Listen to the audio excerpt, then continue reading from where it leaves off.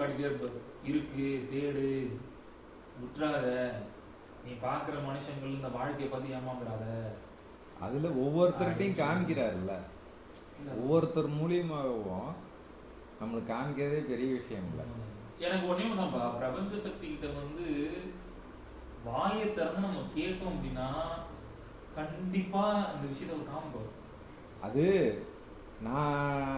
நானும் வாத்தியாரும் பேசும்போதே இதை யோசிப்போம். நாங்களே கேள்வி கேட்போம். 2 பேர் பேசிட்டு இருக்கும்போது கேள்வி வந்து கேட்கும்போது உங்ககிட்ட இருந்து அந்த கேள்வியை கேட்டாலும் நீங்களே அதுக்கு உண்டான பதில சொல்லுவீங்க பேச்சுவார்த்தையிலே. அதான் உண்மை. தனியா உட்காந்து சிந்திக்கிறதோட ஒருத்தங்கிட்ட உட்காந்து பேசும்போது இல்ல, அதுக்கான பதிலும் நமக்குள்ள போய் வரும். ஆமா, அதுதான் உண்மை. நிறைய நானும் இறைவனோட செயல் தான். அதாவது யாருக்கிட்ட கேள்வியை தூண்டுகிறாரோ அவர்கிட்ட தான் பதில், அவங்ககிட்ட இருந்தா பதில வர வைப்பாரு. அடுத்தவங்கள்ட்ட இப்ப கேள்வியை எழுதுன நபர்கிட்ட போய் பதில கேட்டேன், கேள்வியை நான் எழுதி போட்டு உங்ககிட்ட பதில கேட்டா நீங்க பதில் சொல்ல முடியுமா? ஏன்னா பதில் என்ன சூஸ் பண்ணி வச்சுக்கோங்க எனக்கு தான் தெரியும். இல்ல அதான் சொல்றேன், அதுதான் இறைவனோட இதுதான். இப்போ நான் வந்து ஒரு விஷயம் சொன்னேன்ல. ஆமா. இப்போ வந்து அந்த வெளியே இருக்கிற பிரபஞ்ச சக்தி வந்து பெருவெளி அப்படின்னு சொல்லுவாங்க. ஆமா, பெருவெளி, பெருவெளி அப்படின்னு. ஆமா. அந்த விஷயங்களை பத்தி நம்ம இப்ப யோசிக்கணும், ஒரு விஷயம் தோணுதா? ஆமா, பெருவெளி என்கிறது வந்து இன்னொரு வகையில பார்த்தா அண்டம்னு சொல்லலாம். இல்ல அதான் சொல்றேன். ஸோ அப்போ என்ன நடக்கும் அப்படின்னா, இந்த மாதிரி சிந்தனை செய்யும் போதுதான் அந்த அறிவு வந்து விரிவடையும். ஆமா, இறைவனை பத்தி.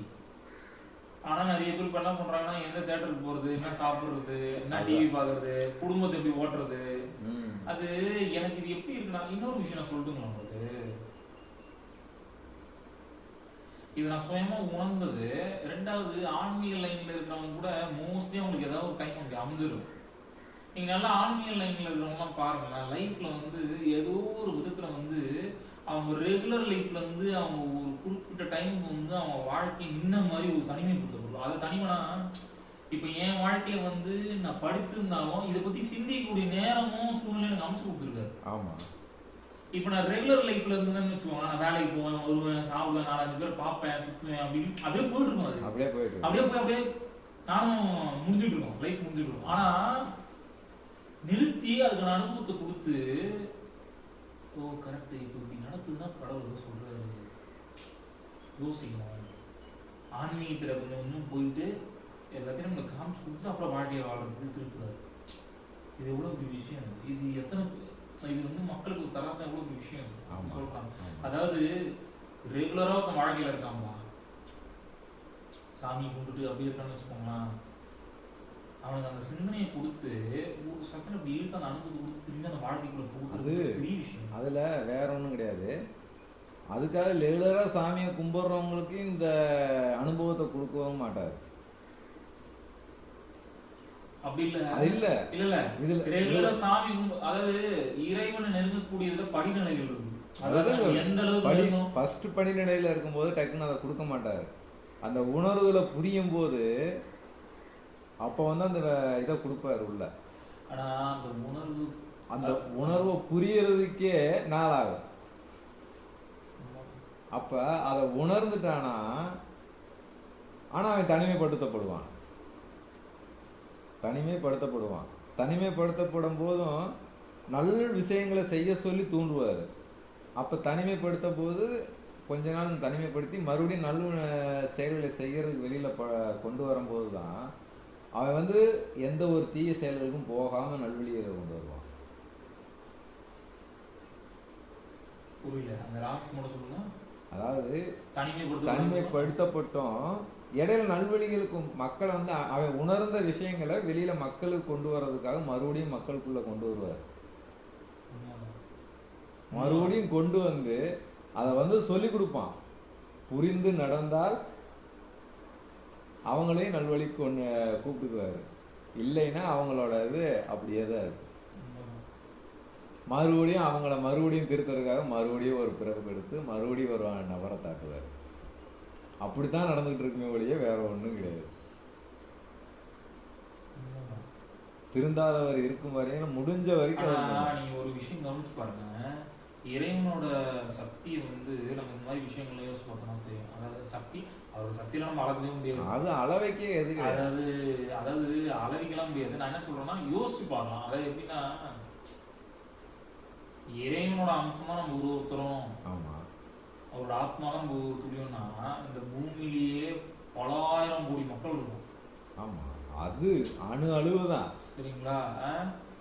மக்களை தாண்டி ஜீவராசிகள்னு பார்த்தா 7 லட்சம் கோடிக்கு மேல வரும். ஆமா, சரிங்களா? அது கோடிக்கணக்கில் மில்லியன் கணக்கில் கிடக்கு. சரிங்களா?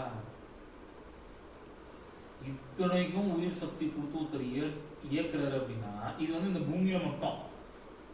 நமக்கு தெரியாத பூமி, நமக்கு தெரியாத மனித பிறப்புகள் எவ்வளோ எங்கேயோ இருக்கலாம். ஆமா, அது நிறைய பேரண்டத்திலேயே இருக்கு. பேரண்டத்திலே இருக்கலாம்.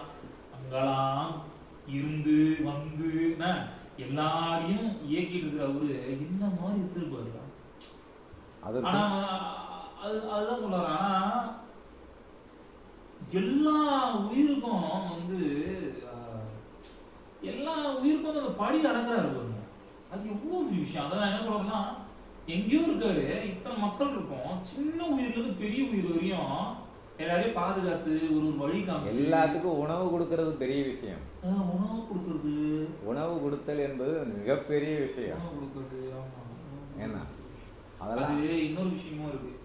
இப்ப நீங்க சொன்னோன்னே குருநாதர் சொன்ன ஒரு விஷயம் நான் சொல்றாங்க. மண்ட ஓட்டுல வந்து பிச்சை எடுத்து வாழ்ந்தாரு சிவபெருமான் அப்படின்னு ஒரு கதை இருக்கு.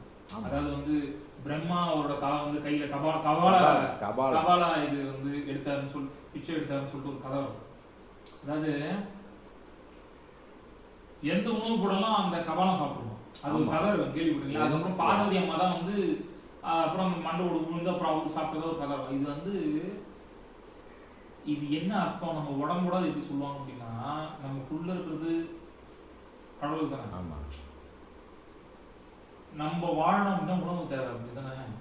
நீங்க என்ன பண்றீங்க அப்படின்னா, உங்க உணவு, நீங்க உள்ள போடுற உணவு என்ன பண்ணா உள்ள ஜேர்னிங்க நம்ம சிரசுல இருக்கிற ஜீவனுக்கு போய் சேரும். ஆமா, அதுதான் என்ன சொன்னாங்கன்னா, மண்ட ஓட்டுல வந்து வாங்கி சாப்பிட சொல்றாங்க இல்லையா, மண்ட ஓடு கபாலத்துக்குள்ள இறைவன் இருக்காரு, போடுற சாப்பாடு வருதுன்னு போகுது. அதுதான் அப்படி சொன்னாங்க கதையா. சோ இது எப்படி இருக்குன்னா, அவரே நமக்கு உணவு தந்து அந்த உணவை அவரே எடுக்கிறாரு, நம்ம வழி திரும்பி செயல்பட வைக்கிறது. ஆமா, அதான் இது என்ன மாதிரி ஒரு படைப்பு, எப்படி விசிறுகாரு பாருங்க. அதைத்தான் சொல்றேன். ஒரு இதை நம்ம பேசும்போது டாபிக் நம்ம தெரியாம தான் எடுப்போம். இறைவன் கொடுக்கக்கூடிய மிகப்பெரிய ஒரு அற்புதங்களே அதுதான். அதாவது நான் இன்னும் சொல்றேன்பா, அதாவது இறைவனுடைய பார்த்துட்டு வரேன் எங்க நான் கட்டுற மிஷினரி